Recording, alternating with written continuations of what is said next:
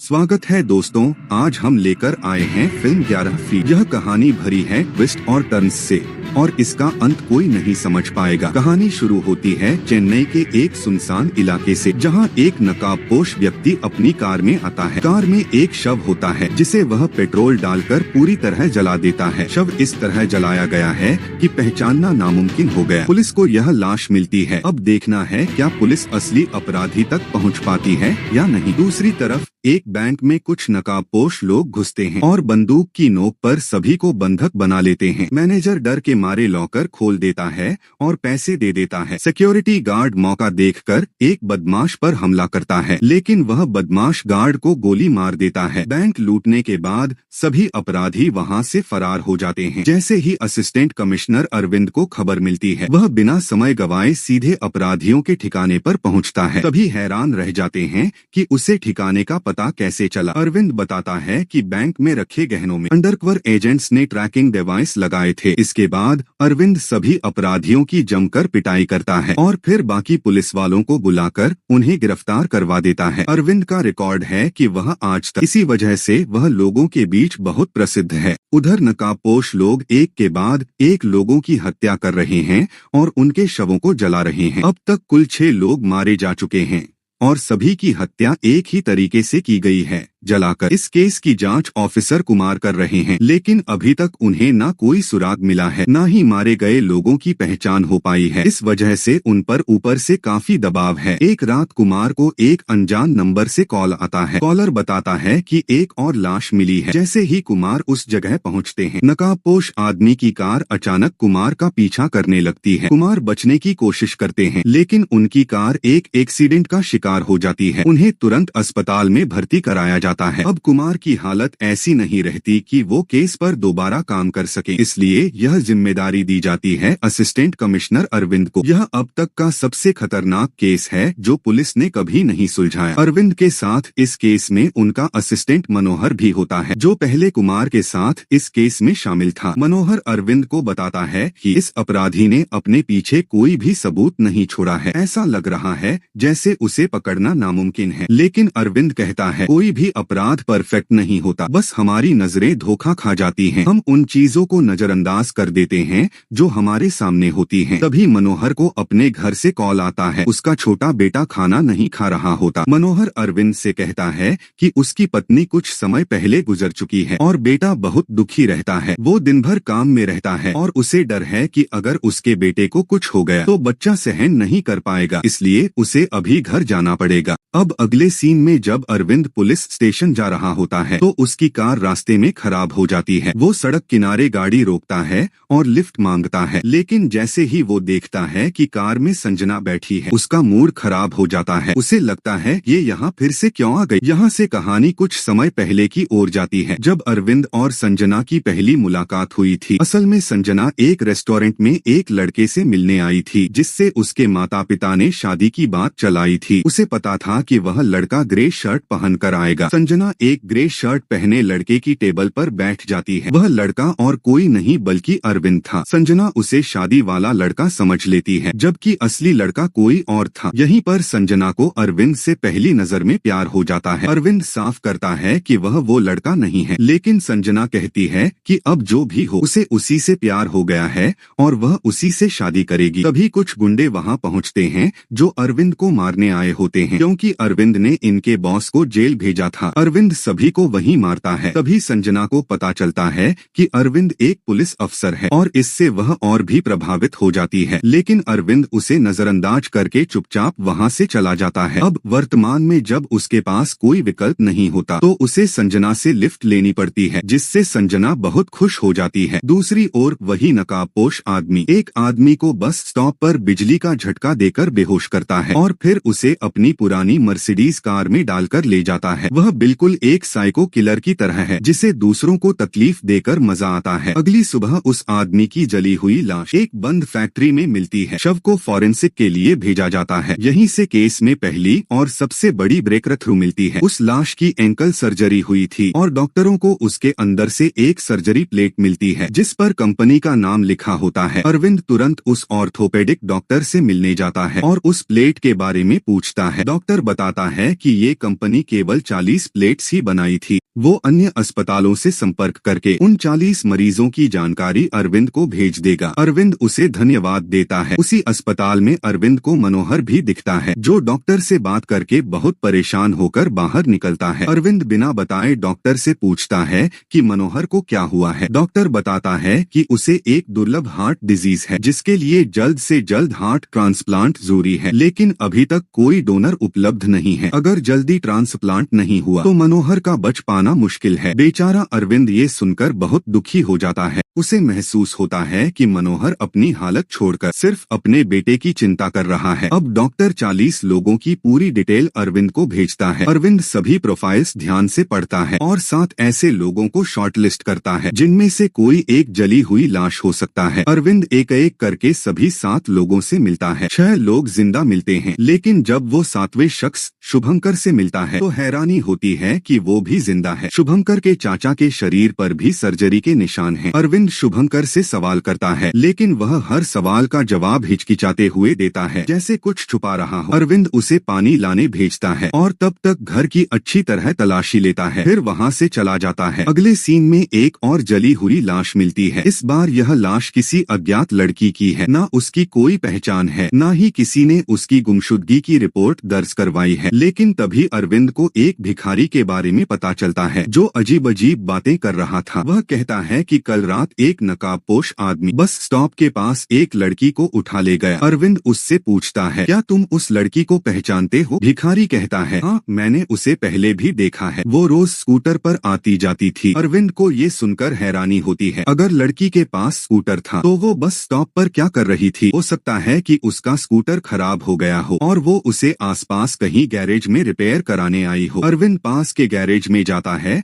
और पूछताछ करता है। वहाँ उसे एक लड़की का स्कूटर मिलता है। गैरेज वाला बताता है कि लड़की ने कहा था कि वह अगली सुबह। अरविंद स्कूटर की डॉक्यूमेंट्स चेक करता है और लड़की का नाम और पता मिलता है। उसका नाम है मीरा। अरविंद तुरंत मीरा के घर पहुंचता है, लेकिन वहां मीरा खुद मौजूद होती है। अरविंद फिर से चौंक जाता है। वह पूछता है, ये कैसे हो सकता है? तभी एक कांस्टेबल बताता है कि कल ये लड़की थाने आई थी और अपने कुत्ते के गायब होने की रिपोर्ट लिखवाई थी। अरविंद जब घर की तलाशी लेता है तो उसे कोई भी ऐसा सामान नहीं मिलता जिससे लगे कि वहाँ कोई कुत्ता रहता था। इसका मतलब था कि मीरा झूठ बोल रही थी, उसके पास कोई कुत्ता नहीं था। तो फिर वो पुलिस स्टेशन क्यों गई शिकायत करने? अरविंद सख्ती से पूछता है, सच बताओ मीरा, तुम क्या छुपा रही हो, वरना परेशानी बढ़ सकती है। उसी वक्त पुलिस को मीरा के घर से कुछ पुरानी तस्वीरें मिलती हैं, जिनसे पता चलता है कि मीरा की एक जुड़वा बहन भी थी और दोनों ने एक ही स्कूल में पढ़ाई की थी, जिसका नाम था ट्विन स्कूल। इससे यह साफ हो जाता है कि जो लड़की जली हुई हालत में मिली थी वो असली मीरा थी और अब उसकी जुड़वा बहन खुद को मीरा बता रही है। उसी दिन अरविंद मीरा की बहन और शुभंकर को पूछताछ के लिए थाने बुलाता है, क्योंकि शुभंकर के घर से भी एक फोटो मिली थी जिससे पता चला कि वो भी उसी ट्विन स्कूल में पढ़ा था और उसका भी जुड़वा भाई था। थोड़ी सख्ती के बाद शुभंकर सब कुछ कबूल कर लेता है। सर, मेरा एक जुड़वा भाई था शुभंकर, उसी का ऑपरेशन हुआ था जिसकी सर्जरी प्लेट आप लोग जाँच कर रहे थे। कुछ दिन पहले मुझे एक अज्ञात नंबर से वीडियो कॉल आया। एक नकाबपोश व्यक्ति ने मेरे भाई को बंधक बना रखा था। उसने धमकी दी कि अगर मैंने उसकी बात नहीं मानी तो मेरे भाई को नुकसान पहुंचा देगा। फिर उसने मुझे एक सुनसान जगह बुलाया। वहां एक व्यक्ति को कपड़े से ढककर बांधा गया था। अगर अपने भाई को बचाना है तो इस व्यक्ति को गोली मारो। मजबूरी में डर के मारे मैंने गोली चला दी, लेकिन जब मैं घर लौटा तो उस नकाबपोश ने मुझे एक वीडियो भेजा। उसे देखकर मैं टूट गया। जिसे मैंने गोली मारी वो मेरा अपना जुड़वा भाई था। उसने मुझे मानसिक रूप से तोड़ दिया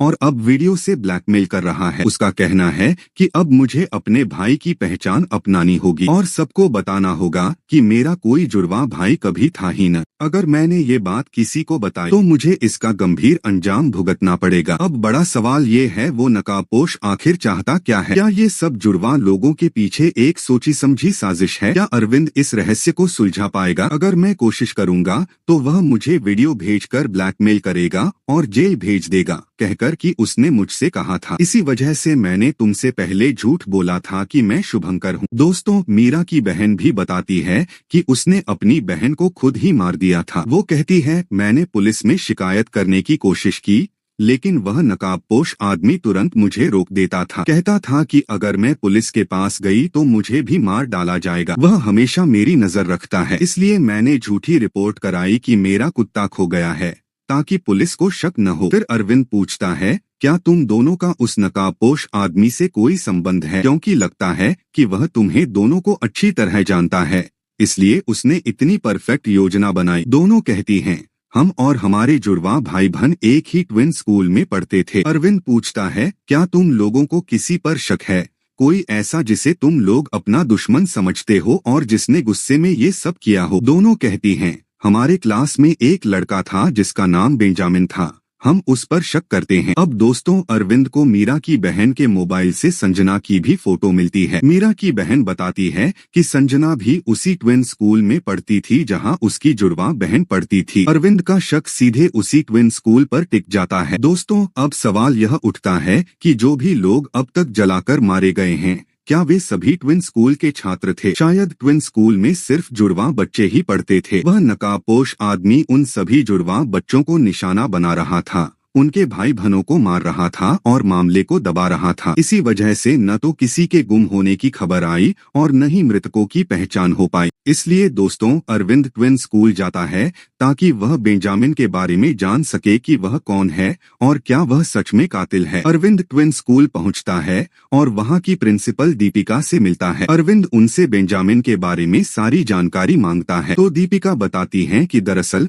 उन्होंने और उनके पति ने मिलकर एक ऐसा स्कूल खोला था जहां सिर्फ जुड़वा बच्चे पढ़ते थे। उन्होंने एक खास ऑफर रखा था कि एक बच्चे की फीस में दोनों जुड़वा भाई बहन को पढ़ाया जाएगा। एक दिन चेन्नई में बच्चों के लिए शतरंज प्रतियोगिता हुई, जिसमें दीपिका अपने स्कूल के बच्चों के साथ गई थी। उस प्रतियोगिता को बेंजामिन ने जीता था। बेंजामिन के जुड़वा भाई का नाम फ्रांसिस था। दोनों बहुत गरीब थे, उनके माता पिता बचपन में ही मर गए थे, इसलिए दोनों ने सरकारी स्कूल में पढ़ाई की। दीपिका के पति को लगा कि दोनों बहुत प्रतिभाशाली हैं। बेंजामिन शतरंज में मास्टर था और फ्रांसिस पढ़ाई में बहुत अच्छा था। उनका विचार था कि अगर हम ऐसे बच्चों को अपने स्कूल में रखें तो स्कूल का नाम चमकेगा। इसलिए उन्होंने बेंजामिन और फ्रांसिस को अपने ट्विन स्कूल में दाखिला दिलाया। उन दोनों को मुफ्त में पढ़ाया गया और उन्हें हॉस्टल भी दिया गया, जिसके लिए कोई फीस नहीं ली गई। दोनों भाई यहाँ आकर बहुत खुश थे। कुछ ही समय में उनकी प्रतिभा के कारण दोनों भाई सभी शिक्षकों के पसंदीदा बन गए। दूसरे छात्रों के माता पिता उन्हें डांटते और कहते कि तुम बेंजामिन और फ्रांसिस जैसे बनो, जिसे बच्चे पसंद नहीं करते थे। इसलिए बच्चों को बेंजामिन और फ्रांसिस से जलन होने लगी। सभी बच्चे उनसे बात करना भी बंद कर दिए। फ्रांसिस को एक अजीब बीमारी थी, उसे अंधेरे से बहुत डर लगता था, इसलिए बेंजामिन कभी भी अपने भाई को अकेला नहीं छोड़ता था। यानी बेंजामिन के लिए उसका भाई उसकी जिंदगी था। लेकिन एक दिन जब सभी बच्चों को लैब में जाना था तो आधे जुड़वा एक लैब गए और उनके जुड़वा भाई बहन दूसरी लैब गए। इस तरह बेंजामिन और फ्रांसिस भी अलग हो गए। लेकिन इस मौके का फायदा उठाते हुए बाकी बच्चों ने लैब का दरवाजा बंद कर दिया और वहां की लाइटें बंद कर दी ताकि वे फ्रांसिस को दर्द में देख सकें। इससे उनकी नफरत बेंजामिन और फ्रांसिस के लिए और बढ़ गई। उनका डर कम होने की बजाय बढ़ गया। लेकिन वे बच्चे यह नहीं सोचते थे कि यह कितना बुरा हो सकता है। जब बेंजामिन को यह पता चला तो वह दरवाजा खोलने की कोशिश करता रहा, लेकिन कोई दरवाजा नहीं खोला। दरवाजे के बाहर बेंजामिन फ्रांसिस के लिए रो रहा था और अंदर फ्रांसिस जिंदगी और मौत से लड़ रहा था। लेकिन कोई भी बच्चे को दया नहीं आई, बल्कि वे उसकी हालत देखकर खुश हो रहे थे। जेलसी ने सबको इतना अंधा कर दिया था कि वे फ्रांसिस के दर्द को समझ ही नहीं पाए। आखिरकार फ्रांसिस की मौत हो गई। बेचारी की मौत ने एक मासूम बच्चे की जिंदगी छीन ली और बेंजामिन इस सदमे को सहन नहीं कर सका। दीपिका बेंजामिन और फ्रांसिस को अपने बेटे जैसा मानती थीं और वह उन्हें प्रिंसिपल की जगह मां कहती थीं। दोनों इस हादसे से गहरा सदमा पहुंचे और यह हादसा बेंजामिन और फ्रांसिस के जन्मदिन पर हुआ था। तो दीपिका ने अपने पति से कहा कि हमें पुलिस को इसके बारे में बताना चाहिए, लेकिन उनके पति ने साफ मना कर दिया कि इससे हमारे स्कूल की बदनामी होगी। हमने तो दोनों को घर दिया, मुफ्त पढ़ाया, और क्या कर सकते थे, उन्होंने कहा। शायद ये बातें हमने भी चुपचाप सुन ली। भाई को खोकर बेंजामिन बहुत दुखी था और वह इस दर्द को सहन नहीं कर सका। अंततः वह स्कूल छोड़कर हमेशा के लिए चला गया। तब से दीपिका ने बेंजामिन को फिर कभी नहीं देखा। शुभंकर और मीरा भी उसी कक्षा में पढ़ते थे और फ्रांसिस की मौत के समय वे भी उसी लैब में मौजूद थे। फिर उनके भाई बहन ने बेंजामिन पर शक जताया कि शायद वह मास्क पहने आदमी हो। अब अरविंद दीपिका से बेंजामिन के साथ पढ़ने वाले सभी सहपाठियों का विवरण मांगता है। सभी विवरणों से अरविंद को एक बात पता चलती है कि जिन सभी मृतकों के शव मिले उनकी तारीख और उन छात्रों के जन्मदिन मेल खाते हैं। फ्रांसिस की भी अपनी जन्मदिन पर हत्या हुई थी। इसका साफ मतलब है कि जिन सभी लोगों की हत्या हुई वे बेंजामिन के सहपाठी थे जिन्होंने फ्रांसिस को लैब में बंद कर उसकी हत्या करवाई थी। बेंजामिन अपने सभी सहपाठियों को एक एक करके मार रहा है ताकि अपने भाई को खोने का दर्द जो उसने महसूस किया था वे उनके भाई बहन भी महसूस करें। लेकिन अभी 2 बच्चे बाकी हैं, संजना और उसकी बहन अंजना। अंजना उस समय फ्रांसिस के साथ लैब में थी जबकि संजना दूसरी लैब में बेंजामिन के साथ थी। इसका मतलब है कि बेंजामिन संजना के जरिए अंजना को मारा जाएगा। और इसके बाद 2 और जुड़वा भाई हैं, धीरज और धीरज। धीरज उस समय फ्रांसिस के साथ लैब में था और दूसरा धीरज बेंजामिन के साथ था, जिसका मतलब है कि अब एक धीरज दूसरे धीरज के हाथों मरेगा। इसलिए अरविंद सबसे पहले संजना के घर जाता है, उसे सारी बात बताता है और संजना अंजना को मनोहर के घर छुपा देता है ताकि बेंजामिन उनकी पहुंच में न आए। तब तक वह धीरज और धीरज को खोजने निकल जाता है। काफी खोज के बाद भी वह दोनों नहीं मिलते। फिर धीरज का जलता हुआ शव मिलता है, मतलब बेंजामिन ने इसे भी जलाया है। अरविंद का गुस्सा और बढ़ जाता है।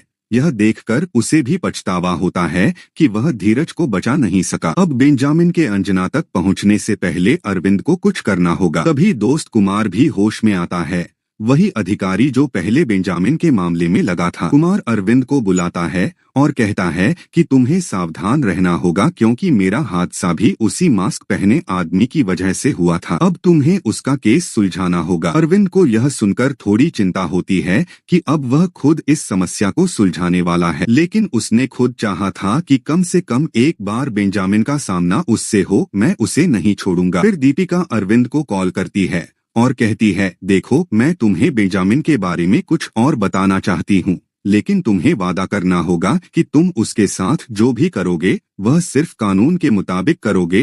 तुम उस पर हाथ नहीं उठाओगे क्योंकि वह बहुत अच्छा इंसान है। हर साल फ्रांसिस के जन्मदिन पर मैं उसकी कब्र पर फूल चढ़ाने जाती हूँ, लेकिन उससे पहले वहाँ एक फूल पहले से रखा होता है जो बेंजामिन चढ़ाता है। कल फ्रांसिस का जन्मदिन है, बेंजामिन जरूर फूल चढ़ाने आएगा, तो तुम वहां जाकर उसे पकड़ सकते हो। दोस्तों, यही बात बेंजामिन को पकड़ने के लिए काफी थी, इसलिए अरविंद रातों रात कब्रिस्तान पहुंचता है और छिपकर बेंजामिन का इंतजार करता है। फिर बेंजामिन वहां फूल चढ़ाने आता है और यहाँ पहली बार उसका चेहरा दिखाई देता है जो और कोई नहीं बल्कि मनोहर होता है। दोस्तों, हाँ, वही मनोहर जिसके घर में अरविंद ने अंजना और संजना को छिपाया था, वही बेंजामिन निकला। अरविंद तुरंत उसे पकड़ने की कोशिश करता है, लेकिन वह उस पर हमला करता है और वहां से भाग जाता है। अरविंद तुरंत मनोहर के घर पहुंचता है जहां वह संजना और अंजना को बंधक बनाए हुए होता है। इससे पहले कि अरविंद कुछ कर सके, मनोहर पीछे से उस पर हमला करता है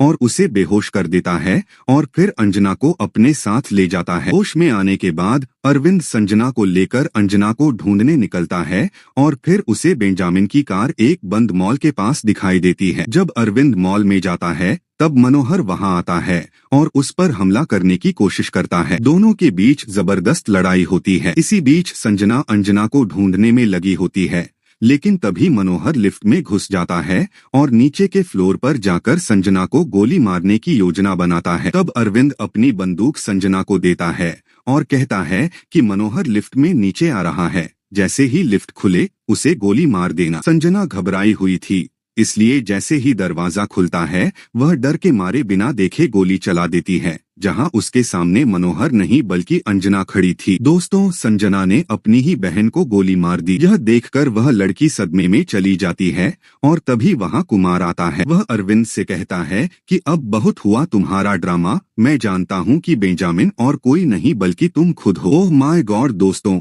ये क्या हो गया। अरविंद ये सब सुनकर दंग रह जाता है। कुमार कहता है कि जब बेंजामिन ने मेरा एक्सीडेंट किया था तब उसका इरादा मुझे मारने का नहीं था। मेरी हालत देखकर वह मुझे अस्पताल लेकर गया और फिर वहां से चला गया। उस समय मैंने उसकी कार में एक खास तरह का लाइटर देखा था और जब कुछ समय पहले मैंने तुम्हें कॉल करके बेंजामिन से सावधान रहने को कहा था, उस वक्त मैंने वही लाइटर तुम्हारे पास देखा, जिससे मुझे तुम पर शक हुआ और मैंने तुम्हारा अतीत खंगालना शुरू किया। मुझे पता चला कि पहले तुम क्रिश्चियन थे, लेकिन बाद में एक हिंदू परिवार ने तुम्हें गोद ले लिया और तभी से तुमने अपना नाम अरविंद रख लिया। तुम्हारी गैर मौजूदगी में मैं तुम्हारे घर गया और वहाँ बेंजामिन और फ्रांसिस की फोटो देखकर मेरा शक यकीन में बदल गया कि असली बेंजामिन तुम ही हो। क्या बात है दोस्तों, पहले लगा कि मनोहर ही बेंजामिन है, लेकिन अब तो पूरी कहानी ही पलट गई। अरविंद ने जानबूझकर संजना को गोली चलाने को कहा ताकि जैसे बाकी जुड़वा बहनों में एक बहन ने दूसरी को मारा था,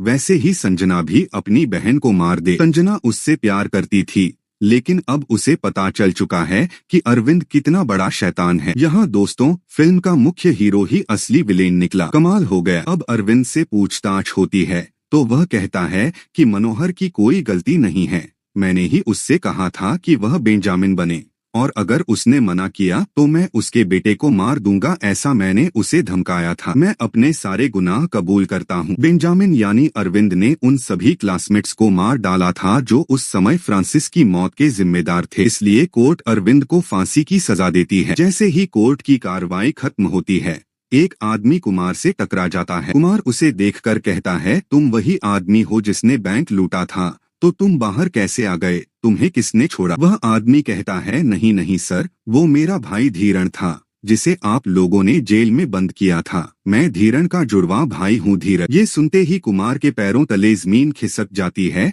तो फिर जिसे बेंजामिन ने धीरण समझकर मार डाला वो कौन था? और जैसे ही कुमार जेल पहुँचता है वह देखता है कि अरविंद ने धीरण को पहले पीट पीट कर मारा था। मतलब दोस्तों, और अब यहाँ अरविंद अपनी असली योजना बताता है। जिस लाइटर को तुमने देखा था उसे मैं जानबूझकर तुम्हें दिखाना चाहता था। मैं चाहता था कि तुम मुझ पर शक करो, मेरा सच जानो और मुझे जेल में डाल दो, क्योंकि मेरा आखिरी शिकार धीरण जेल में था। लेकिन मुझे हर क्लासमेट से बहुत मुश्किलों का सामना करना पड़ा। इस कहानी ने तो वाकई दिमाग घुमा दिया। हीरो ही असली मास्टरमाइंड निकला। मैं इसके बारे में नहीं जानता था, लेकिन जब दीपिका ने मुझे सभी क्लासमेट्स की जानकारी दी तब मुझे पता चला कि धीरण वही है जिसे मैंने जेल में डाला था। और एक पुलिस वाले होने के नाते मैं खुद जेल नहीं जा सकता था, इसलिए मैंने एक लावारिस लाश को धीरण बताकर जला दिया। फ्रांसिस को खोने के बाद मैंने ठान लिया था कि जब तक मैं सबको मार नहीं देता तब तक चैन से नहीं बैठूंगा। इसीलिए मैंने पुलिस की पढ़ाई की